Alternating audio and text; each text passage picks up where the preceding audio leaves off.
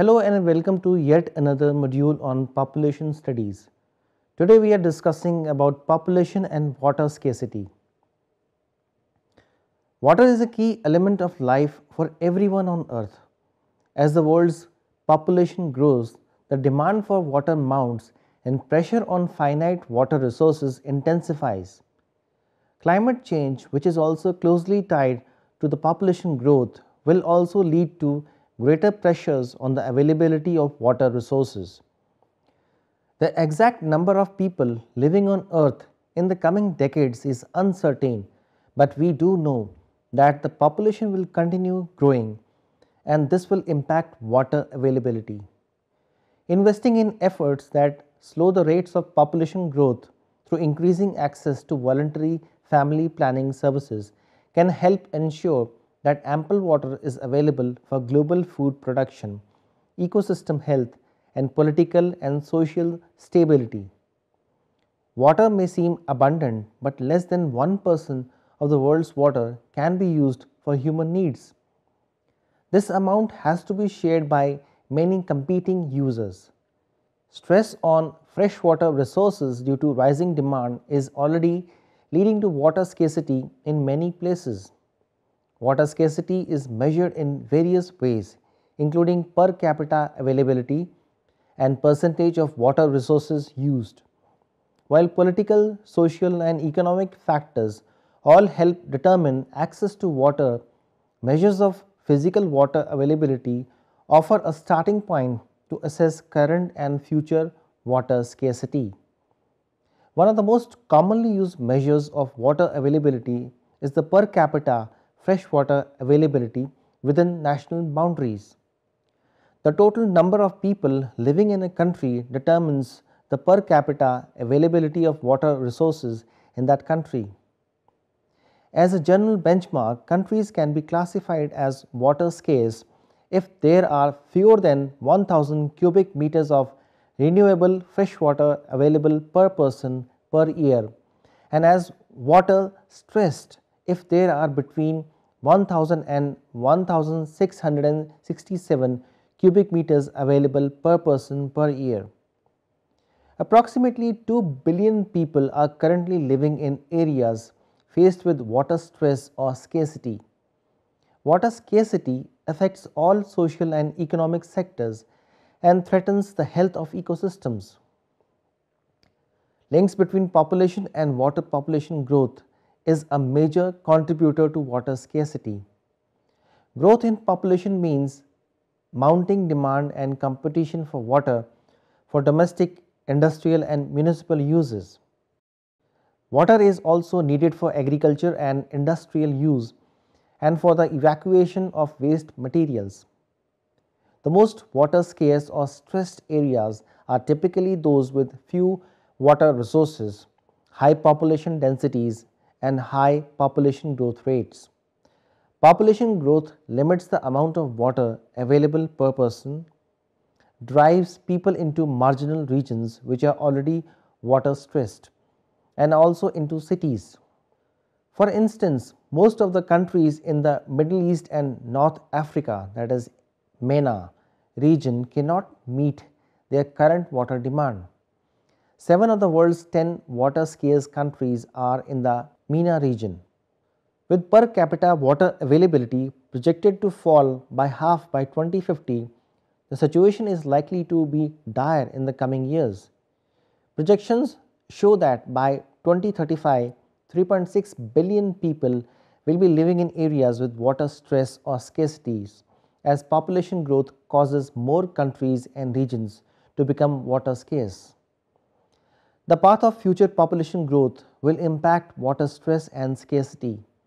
This path will largely depend on the choices that men and women make today about the size of their families and the family planning services that are available to them as they make these choices. Agriculture accounts for approximately 70% of global water use and for as much as 95% of water use in the predominantly agriculture based countries. Agriculture not only requires a large amount of water, but it is also one of the most inefficient uses of water. A growing population requires more food. More water is needed to produce that food. Agricultural productivity is a crucial component of global food security, and therefore water scarcity and hunger are closely interrelated. Population growth, along with the development, will double global food demand by 2050. This will require increased agricultural production and put increased pressure on water resources. The majority of the world's population growth in the next 40 years will be absorbed by urban areas, particularly in less developed regions. Urbanization leads to increased pressure on water sources as individuals become more concentrated in one area. Further, increases in per capita water consumption driven by development intensify water demand and strain local water capacity. Although water withdrawals for domestic and municipal use globally accounts for a modest part of total water use, they are growing rapidly, especially as a result of population growth in urban areas of developing countries. Industrial production depends on water for processing, cooling, and disposal of waste products. Demand for water for industrial use is increasing with rapid industrialization to meet the many needs of a growing population.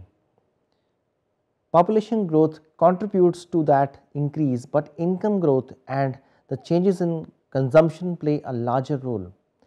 At the household level, demand for water is determined by demographic factors including household size, composition, and age structure. Population growth leads directly to increases in overall water demand, while other demographic factors such as population distribution and age structure modify the pattern in the demand and determine increases in the household water demand. Overall, the amount of water each person uses is expected to increase as incomes grow and consumption increases. Rapid population growth and urbanization could expose more people to water shortages with negative implications for livelihoods, health, and security. These demographic trends, coupled with increasing per capita water consumption, will be a huge development challenge. Declining water availability in some areas due to climate change will exacerbate this challenge. The rate of unmet need for family planning in most of these countries is very high, meaning many women would like to avoid pregnancy but are not using modern contraception. Women in particular will be most affected by these additional burdens. Women and girls in developing countries are largely responsible for obtaining family water supplies and may have to walk long distances to reach a water source.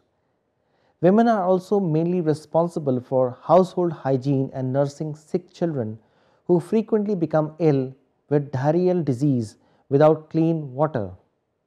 Girls may be pulled out of school to help fetch water when it is not readily available at a nearby source, negatively affecting their educational opportunities.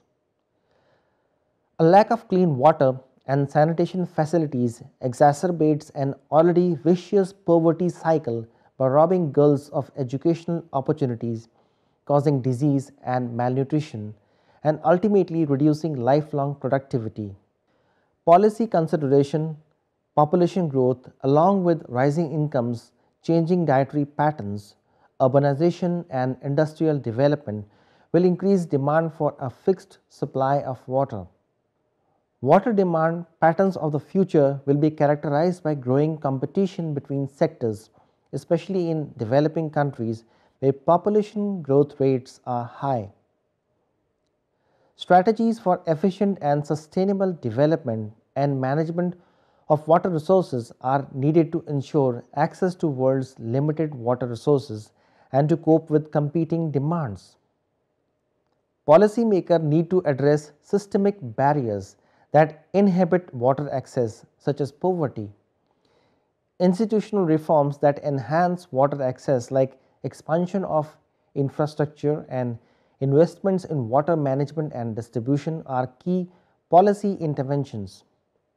Other critical water sector approaches include investments in personal and good governance systems. Slowing population growth rates can also be an effective strategy for achieving universal access to clean and safe water resources. The challenge of a rapidly growing population on the efforts to provide adequate and clean water to every citizen has been acknowledged in various policy and planning documents. However, this recognition needs to be translated to implementation of programs and projects that directly address the identified challenge. An estimated 215 million women in developing countries want to avoid pregnancy but are not using modern contraception. Increased access to voluntary family planning services can help slow population growth and complement ongoing efforts to ensure adequate and clean water for all. The drivers of the perceived water crisis are well known. Global water use has been growing at more than twice the rate of population increase in the last century, and an increasing number of regions are reaching the limits at which reliable water services can be delivered. Demographic growth, economic development, urbanization, and pollution are putting unprecedented pressure on renewable water resources, especially in semi-arid and arid regions. In parallel, there is increasing recognition that environmental services and ecosystem functions should no longer be treated as residual water uses. Climate change and bioenergy demands give a further twist to the already complex relationship between development and water demand. The causes of water scarcity are many and interrelated.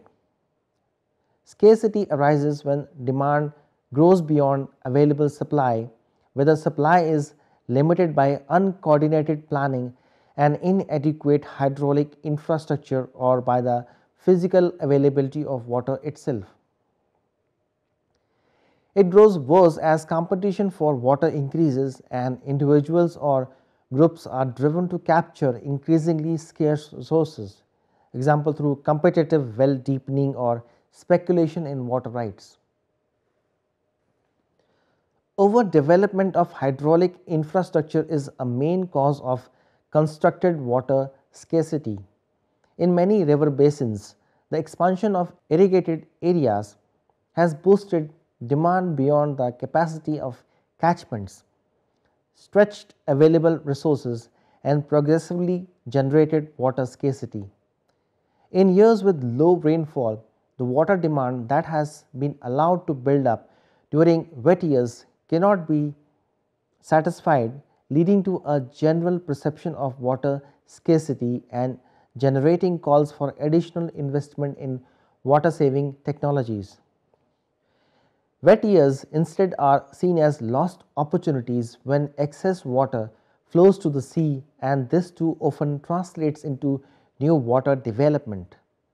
Research has shown that overdevelopment of infrastructure and growing artificial scarcity often results from an alliance of financial and political interests rather than from any legitimate need. The pressure to save any single drop of water from running to the sea is often politically stronger than any carefully conducted hydrological assessment that would take into account the economic, environmental, and social dimensions of water resources development. In some regions, excessively optimistic estimates of available water resources and subsequent over allocation of water rights has caused serious shortages during drought periods. In Australia, the average inflows to the Murray-Darling River system during the year 2001 and to the year 2009 was only 33% of the average over the previous 100 years, which had been the basis used for the existing system of allocation. Future climate change is likely to further invalidate the hydrological assumptions on which current rights were issued. The Colorado River in the southwestern United States is another case of over-allocated water. In this instance, driven by the growth of demand, the increasing claims of the environment, especially the US Endangered Species Act. Environment flow is a term used to describe the quantity, quality, and timing of water flows required to sustain freshwater and estuarine ecosystems and the human livelihoods and well-being that depends on these. The condition in which aquatic ecosystem and their service must be maintained is a decision with both technical and socio-political dimensions, requiring an understanding of biophysical processes as well as social values specific to each time, location, and economic circumstance. The desired ecosystem condition may be specified by national legislation or international conventions with implications for water regime needed to maintain the ecosystems in these conditions. Alternatively, the environmental flow allocated to a river system may be negotiated between water users with the ecosystem condition, the outcome of these deals. In either case, maintaining a prescribed regime of environmental flows may reduce the amount of water available for withdrawal upstream or transfer availability downstream. Climate change is expected to alter hydrological regimes and the availability of fresh water with impacts on both rain-fed and irrigated agriculture. Projections show a general reduction in precipitation in semi-arid areas, an increase in precipitation in temperate zone, high variability in rainfall distribution, an increase in the frequency of extreme events, and an increase in temperature. All these effects will have a particular impact on tropical and subtropical agriculture. A severe reduction in river runoff and aquifer recharge is expected to occur in the entire Mediterranean basin, as well as the semi-arid areas of Southern Africa, Australia, and the America, affecting the availability of water for all users. Changes in runoff affecting the availability of water either in rivers or for aquifer recharge will add to human pressure on water resources. A combination of reduced river-based flows, flooding, and rising sea levels are predicted to affect highly productive irrigated systems dependent upon glacier melt like Punjab and Colorado, and lowland deltas, example the Indus, Nile, and Brahmaputra Ganges Meghna, the world's most densely populated delta. In the semi-arid tropics, where increased occurrence of droughts and floods is predicted, climate change is expected to affect the rural poor in particular by reducing crop and livestock yields. Factors affecting water demand. Factors affecting water demand are all anthropogenic by nature. Population, its growth rate, and changes in consumption patterns directly affect demands for goods and services and the water associated with their production, processing, and delivery. Water use sectors are conventionally organized into agricultural, industrial, including evaporated cooling water, and municipal, including domestic. Recreational uses, hydropower generation, and environmental flows are generally considered to be non-consumptive users, except when extensive open water evaporation results from in-stream storage. Population also affects water resources indirectly through changes in land use and water use patterns with significant implications at local, regional, and global levels. Human pressure on water resources increases as their incomes grow.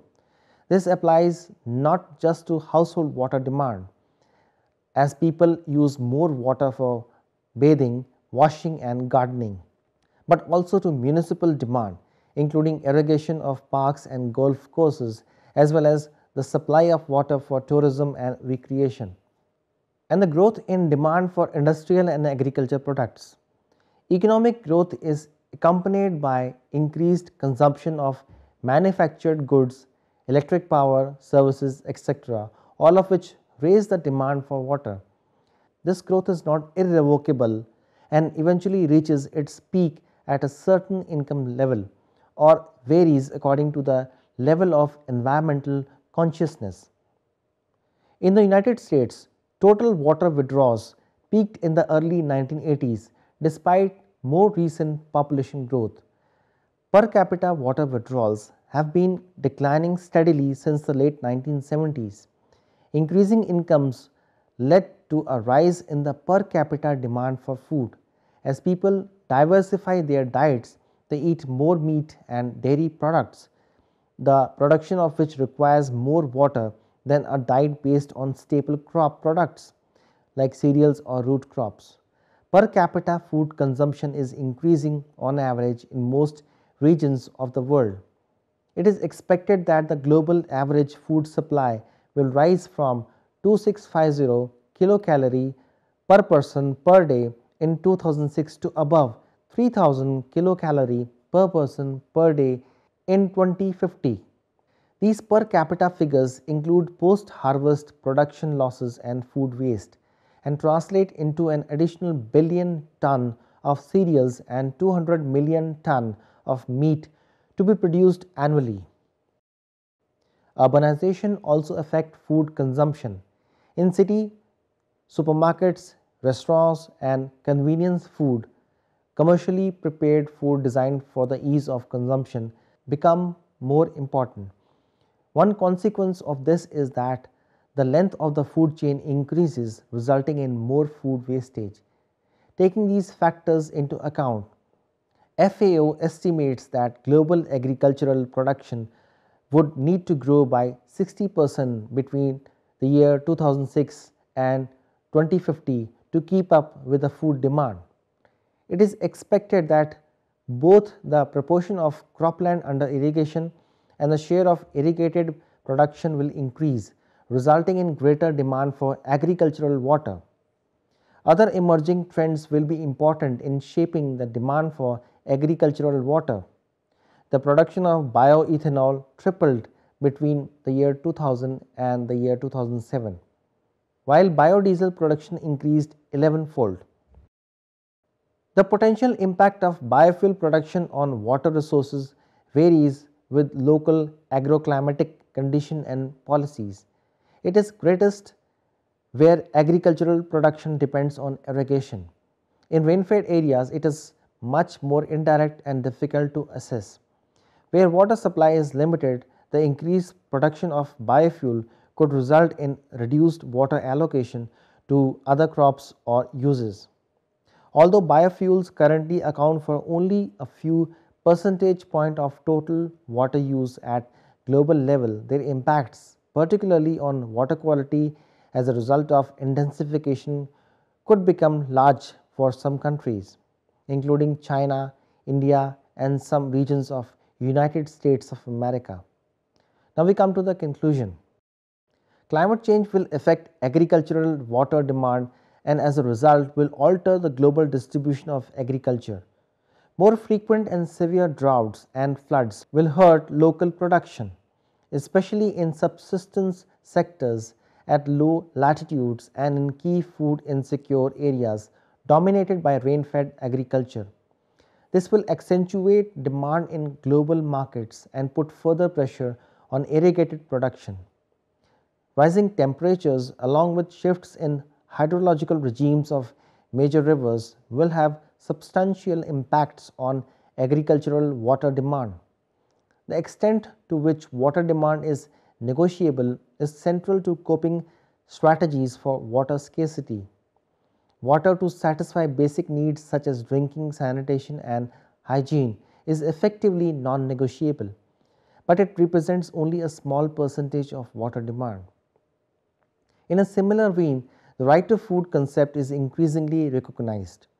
The production of food requires huge quantities of water determined by the fundamental biophysical processes associated with food production.